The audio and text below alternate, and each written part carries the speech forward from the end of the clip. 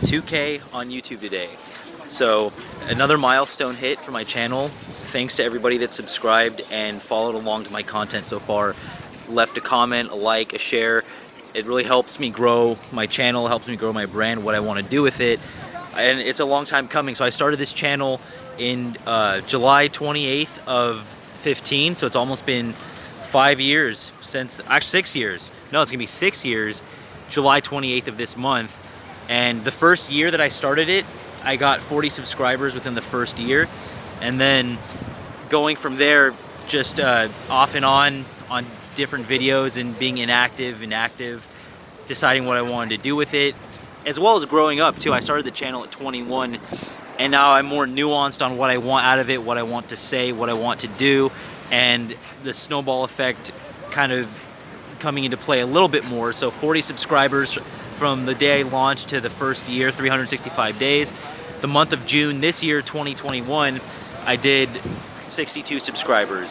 So thank you to everybody that's subscribed to it and supported it, and I'm gonna keep making videos.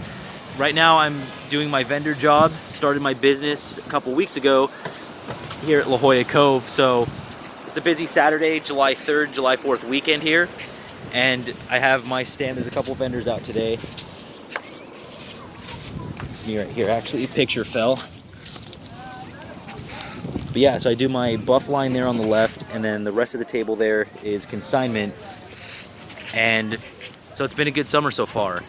So what I'm trying to do with that, what I'm trying to do with my YouTube channel, is get a little bit more independence just in general in life, just with residual income, being able to tackle the necessities, the bills, the expenses in a way where I'm not strapped down to the economy and 9 to 5 and to go from there. So you have to see the vision years in advance. You have to put in the work like anything.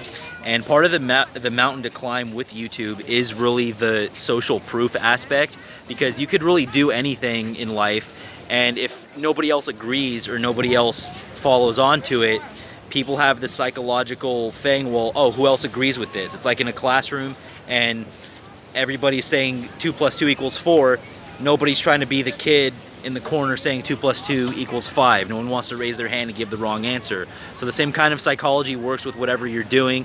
If you're opening up a restaurant and you have no reviews, people just think, oh, well, nobody reviewed this restaurant, so the food must be bad. You don't even know. It could be a head chef that just moved from New York, just opened a restaurant here in California for the first time. But it's, again, it's that psychological social proof aspect. So no matter what you're doing, if you're writing books, you're working on music, you're starting a business, you're being an entrepreneur, you're trying to break out of the box of what someone might have placed you as, there's always a phase. You got to start at the bottom, you got to put in the work. There's a lot of people going for the same thing that you're going for, and there's a give and take, a 50-50, like with anything.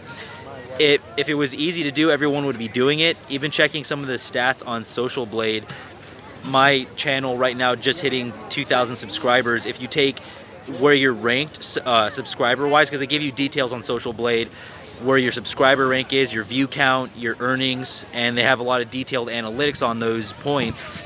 So if you take the subscriber ranking, for example, even with only 2,000 YouTube subscribers, I'm in the 92nd percentile of YouTube channels, which some people would think, oh, well, 2,000 is not even that big of a number, but to be in the 92nd percentile, because it's hard. It's hard to climb up and to do something content-wise that someone else is convinced that that's anything good. So it's easier to go from 50K to 100K than from 0 to 100.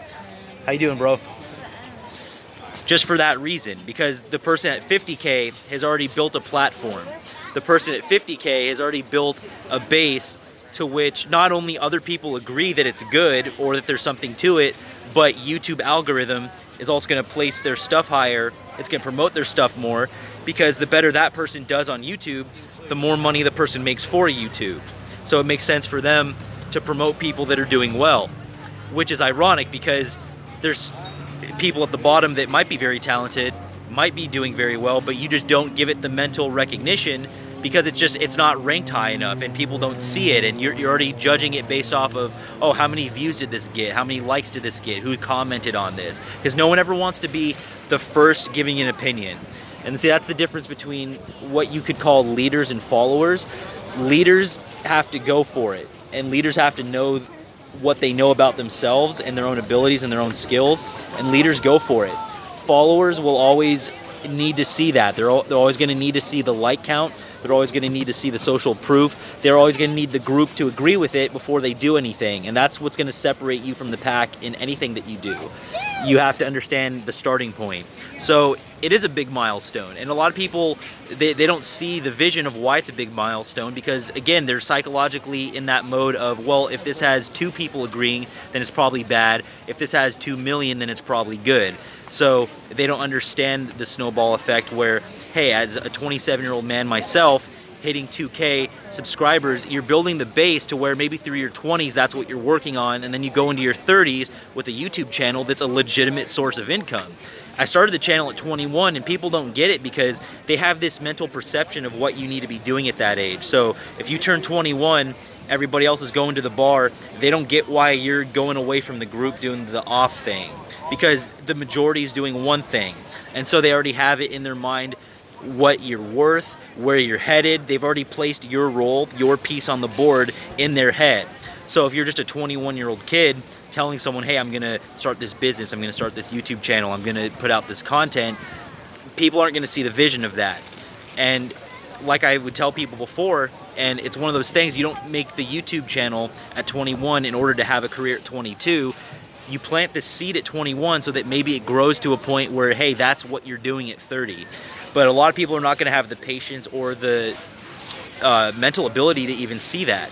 You wouldn't tell a college freshman, hey, how come you haven't had your degree yet? Because it takes 4 years. We know mentally that that is a 4-year process, but people don't think it's the same thing when it comes to YouTube or other aspects. How you guys doing? I have pins and stickers here for 5, patches for 10, and amber magnets for 15.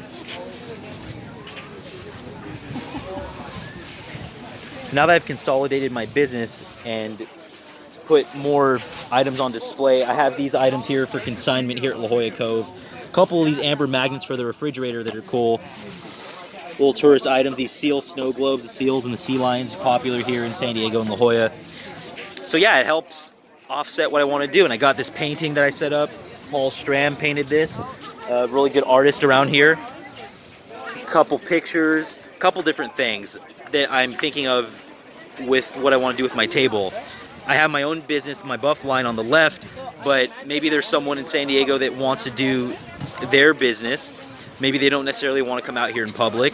Maybe they don't have the time to. Maybe they work another job. Maybe they're just scared they're not going to sell anything, and they're scared no one's going to like their stuff, or whatever the case may be. Everyone's got a different thing with what they're willing to do and try and how they're perceived.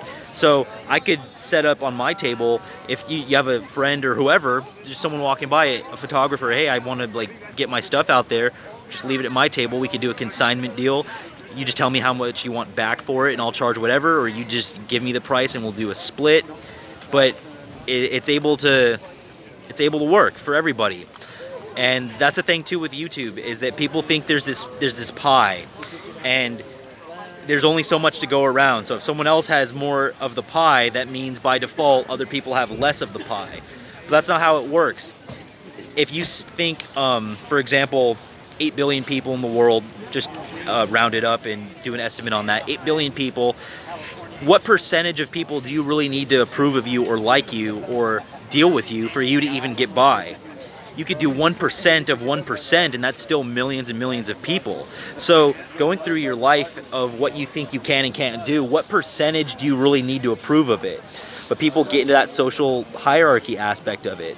If they're gonna start a YouTube channel and they post random stuff that doesn't make any sense on their Facebook, that's not even good content, like a picture of them just with the same group and they're all just hanging out doing nothing, going nowhere, then they get all this support. And then when they go to start their business, when they go to improve their life, when they go to make some money, it gets less support every time. And so people start to wonder, like, oh, why did I not get this support? Or why isn't anybody cheering me on? Why isn't anybody telling me how good my stuff is or how talented I am? People aren't gonna tell you that. It's not going to come from the people in your hometown. It's not going to come from your family members. It's not going to come from your friends. It's not going to come from these groups that you associate with. It's got to be you. If it's you, it's you. If it's not you, it's not you. And also too, are you supporting their dream? Are you supporting their goal? Are you supporting their way up the ladder? So it's always a 50-50, and people don't understand that with YouTube. They create, or anything they do, they create a channel and they have like their grandma that subscribes, so they have 1 subscriber, and then everybody else, the rest of their family, their friends, didn't just jump on board in 2 seconds, and they felt like that was a reflection of their content, because they feel that, oh, these people that I know from high school and college, those are the people that should be on board. Like, that's just how people think, and they get really discouraged, and they don't really think about it deeper. They think it's like a game of getting likes on social media, or a game of getting approved by people.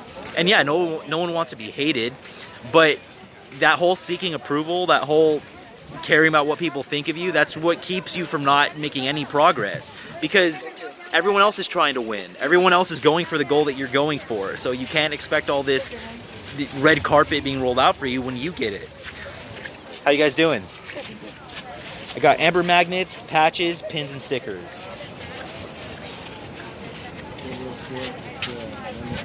And also the steel snow globe here. Thank you guys. It's like, oh, my brightness just went down. Oh, I'm at 5%. Let me put that back up. Cool. So yeah, just a lot going on, and I'm really excited to hit 2K. And the style that I've done with my content so far, doing the vlogs, I like keeping it informal.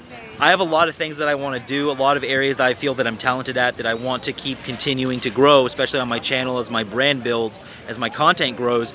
I didn't want to box myself in, so that's why I use my real name on my YouTube channel, because I might want to do a bunch of different things. I might want to upload music, I might want to go into stand-up comedy, I might want to do motivational speaking, I want to just keep doing business, vlogs, whatever comes up. Start a prank channel, why not just keep it on my own channel with my own name?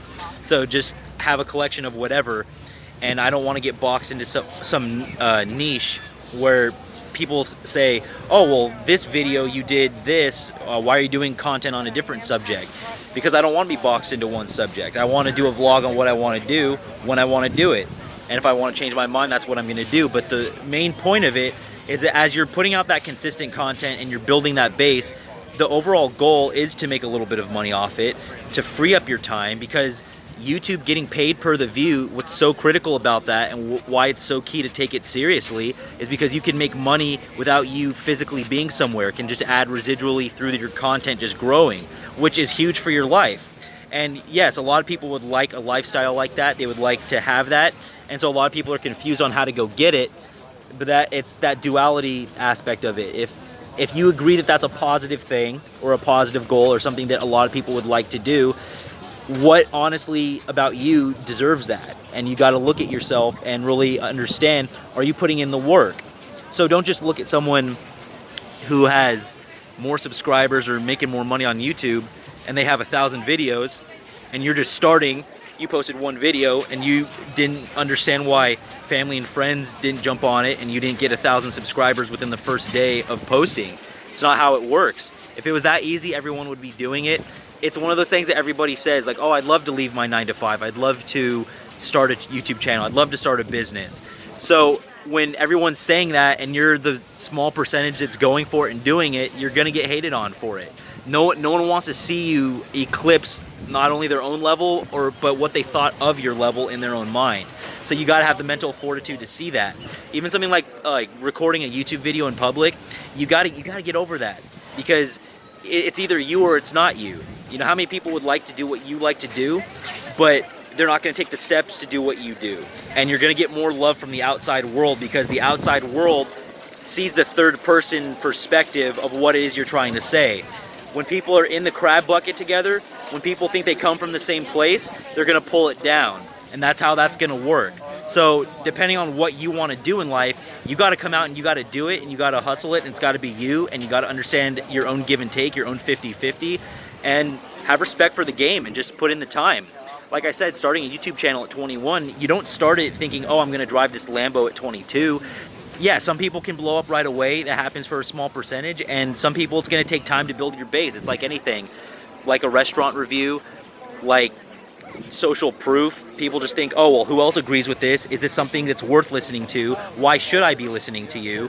And based on what they've already been taught about the world, you could be saying something that's totally conflicting. So don't go into anything expecting a fan base, expecting people to like it, expecting people to follow it, expecting people to support you, because honestly, when you're doing stuff that's the right path, that's putting you up the ladder, that's making you more money, when you're becoming more successful, by default, not everyone's gonna support that. They think it's like a teeter-totter. One person's up, the other person goes down. They think it's like a pie that's finite, where if you get more pieces, then they get less pieces. But it's about switching the mentality. You need to have abundance mentality, not scarcity mentality. Thanks for 2K subscribers, gonna keep it going.